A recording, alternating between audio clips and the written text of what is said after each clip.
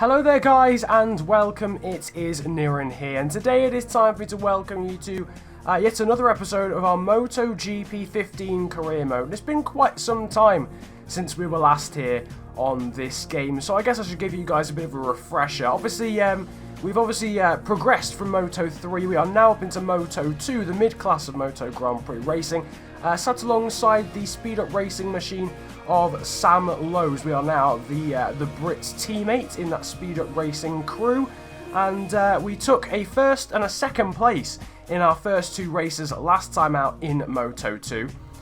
We managed to get second in Qatar and then win in Austin, which means we are now leading the championship going into the third and fourth round, which you'll see in today's episode in Argentina and then in Jerez in Spain. Now, slight background as to why I'm already in the garage.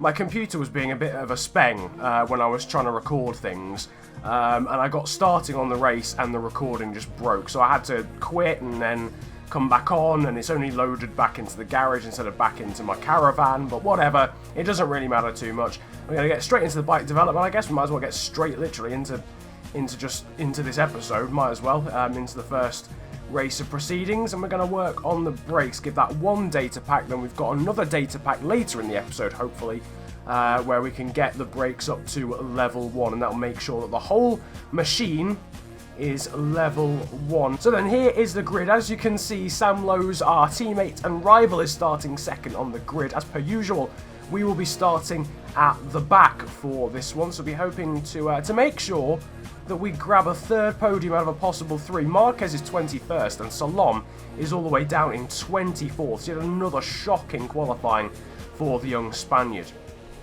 Anyway, we are sat. I don't know why we didn't get the... Sometimes, I swear to God, sometimes it just doesn't do the intro bit to the grid. Anyway, nevertheless, we are underway looking for our third podium in 3 races. A better start than Zaidi and Warracorn straight off the bat.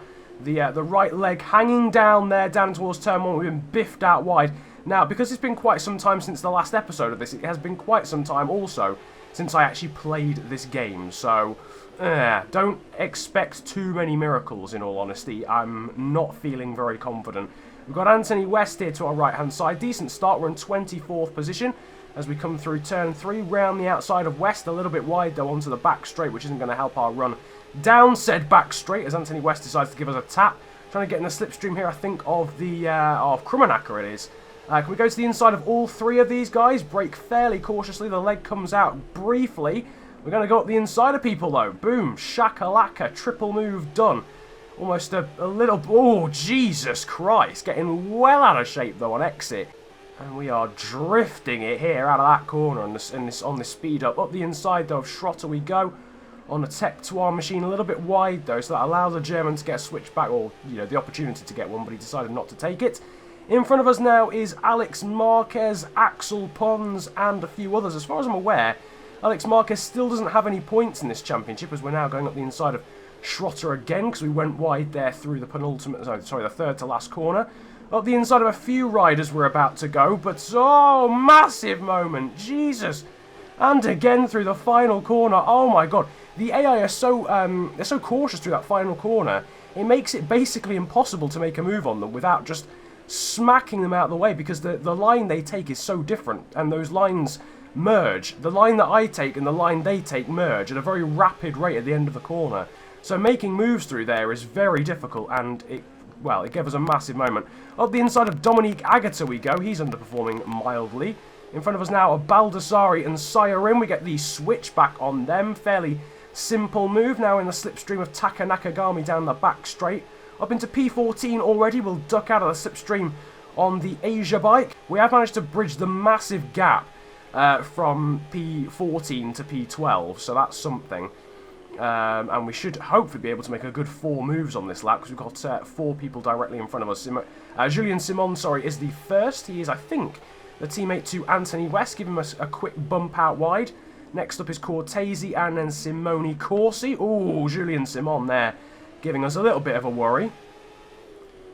Nice exit out of there. Cortese and Corsi, though, going alongside each other, which isn't helpful for either of their runs. We went a little bit wide as well. We should be able to get in the slipstream of Cortese or Corsi, either or, and should be able to breeze past both of them, which is nice. We brake later as well, down into the hairpin.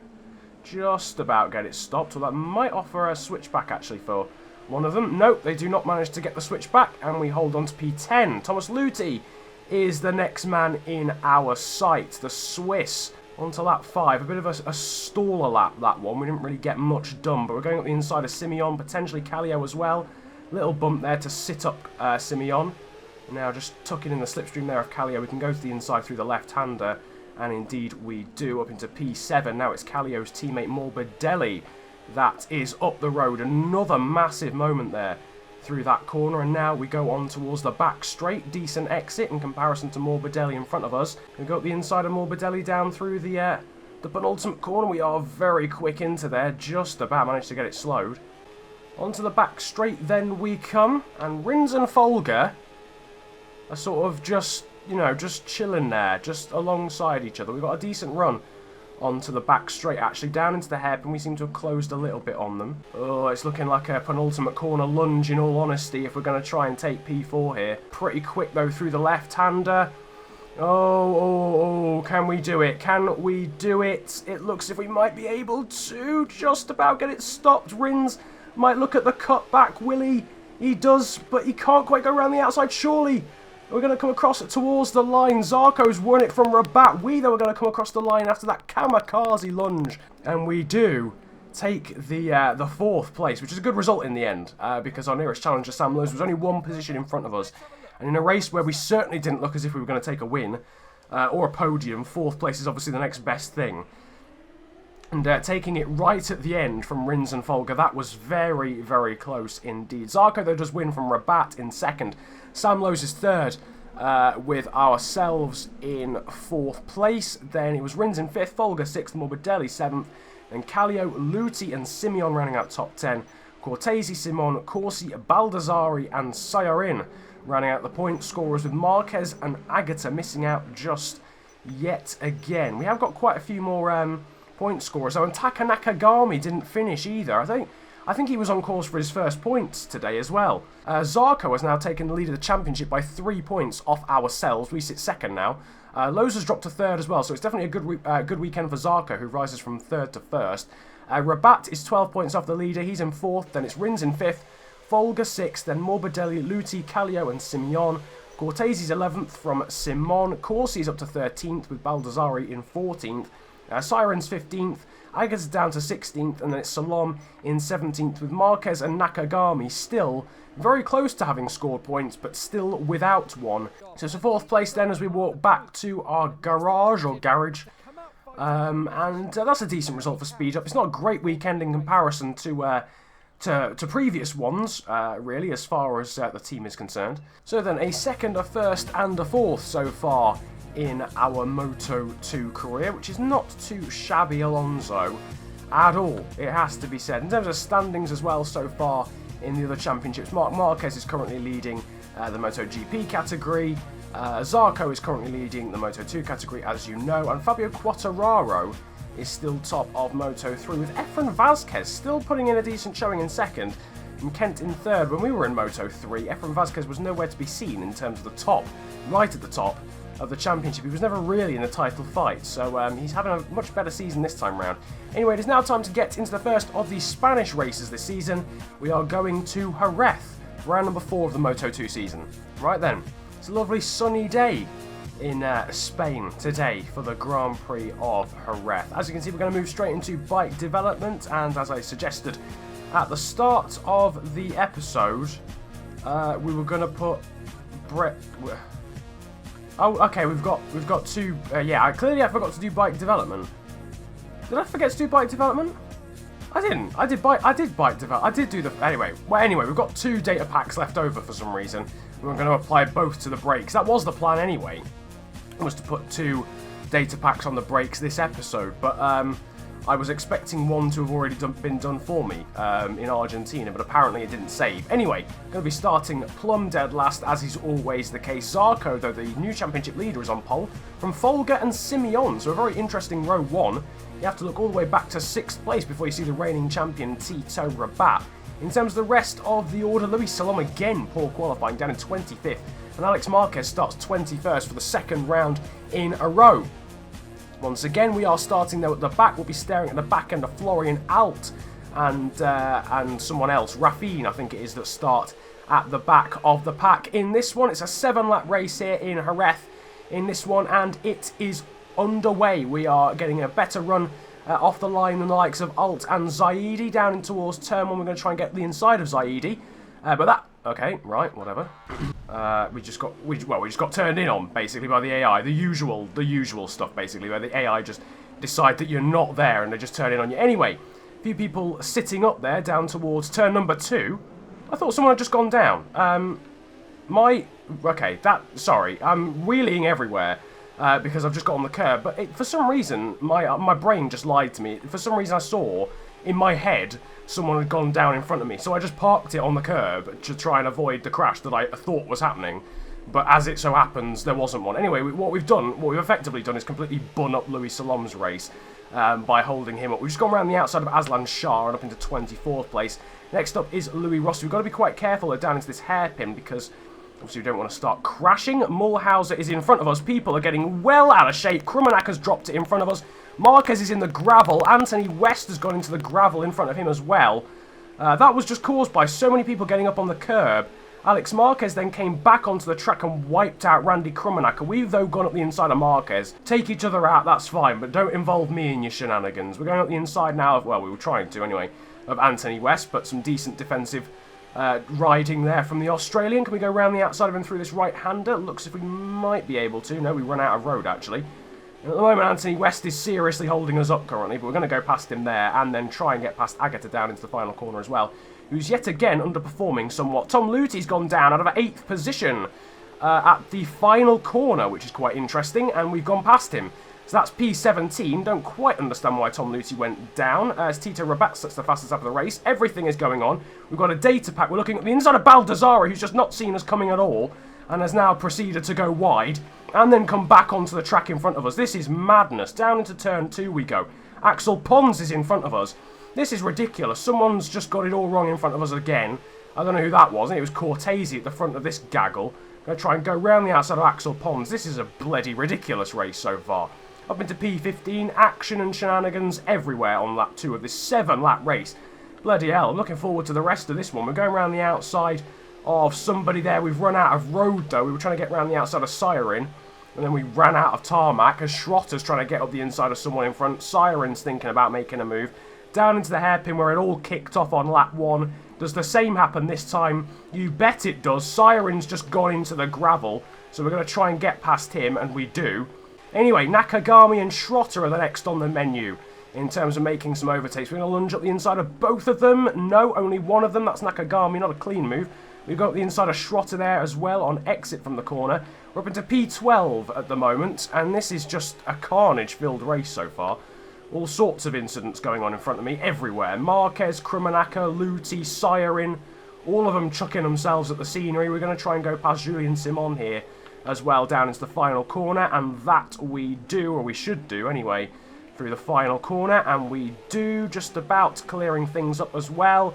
Someone's gone down behind. Who was that? It's not going to tell me. This is a track that I like a little bit more than the Argentinian one. It's a one that I certainly know a lot more than the Argentinian track, so we should in theory be a lot better here. We're galloping up to the back end here of the forward racing bike of Simone Corsi, and through we go pretty damn easily. Into this next right-hander, though, we should be able to make the move on the German rider, and we do. Up the inside we go. Someone's crashed in front of us. That's Xavier Simeon, who's gone down. As Cortese goes back in front of us, we still gain a position because of Simeon falling off. What is going on? Through we go back again on Cortese now.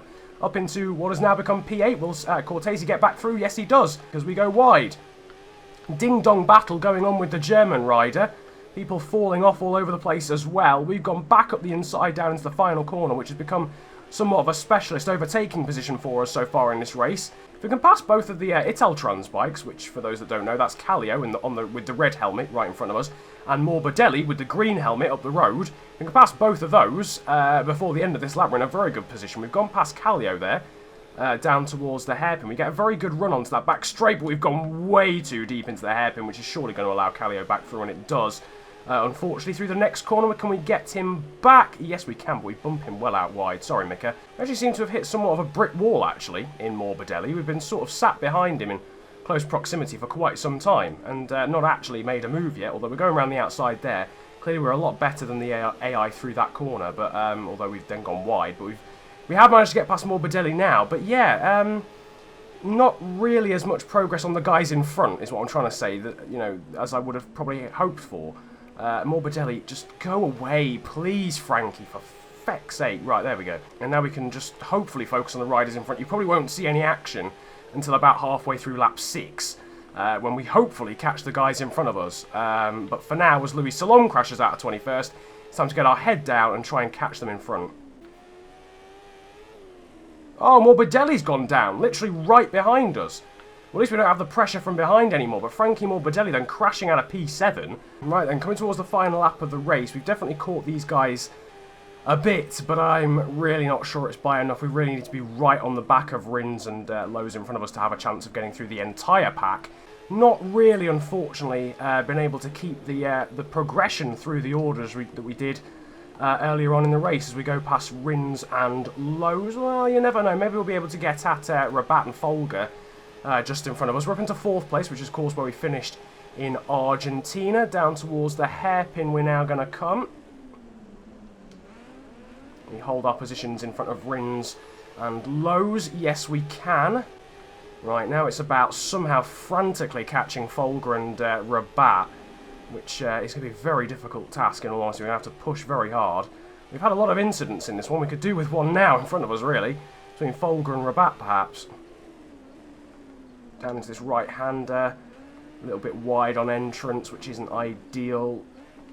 Quite good through there, though. It might have to be a last corner lunge, perhaps. Better through there than we've ever been, actually, through that right-hander. Oh, we're going to get a bit wide there. Screw it, we're going to go for the kamikaze up the inside of Folger and Rabat. Oh, no, we've gone down. Can we try it again, perhaps? For some reason, Folger looking over his shoulder. I'm not entirely sure why. I'm going to still try the move up the inside. Can we do it? Yes, we can. Slight cheat, I suppose, in the end, that we had to use a flashback, but we go up the inside just about and get second place in the end. Zarco wins it again, which means he extends his championship lead over us anyway. But yeah, Zarco wins again today. We claim second, though, this time from Folger, interestingly, in 3rd. Might be his first podium of the season so far. Rabat 4th, Lowe's 5th, and Rins in 6th. Then Kallio, Cortese, Morbidelli salvaged 9th after his crash. Simeon was 10th. Then Luti, after his crash, was 11th. Corsi 12th. Simeon 13th. Marquez and Nakagami both get their first points of the season in 14th and 15th, respectively. And in terms of the championship, Zarco now has an 8-point lead over ourselves, which still isn't that much, but it's 21 points from the leader back to Lowe's in 3rd, and then 24 back to Rabat. As well away from the leader. So Rabat and Lowe's starting to get a little bit detached, but there's still a long way to go in the championship. Folger's up to 5th now after that podium. He passes Rins. Morbidelli still sits in 7th, with Kallio now up past Luti. Simeon is in 10th, then it's Cortese, Simon, Corsi, Baldassari and Sayarin. Then Agata, Marquez and Nakagami and Salom. So then a pretty decent result in the end, 2nd place behind, pretty dominant in the end, Johan Zarco. Fair play to him, he had a very good ride and took a very, very much deserved race win, but a good fight back, of course, from the back to take 2nd place in that one. And Jonas Folger getting a very, very good podium as well. Well played to him. 3rd place for him is a very, very good result as our character freezes. But nevertheless, I hope you have enjoyed today's episode of MotoGP Career. If you did, feel free to hit the likes button, subscribe if you're new around here as well, and comment about enjoying the video if you enjoyed it that much. But it's been a pleasure ranting at you guys today. Have a great day, enjoy yourselves, and goodbye.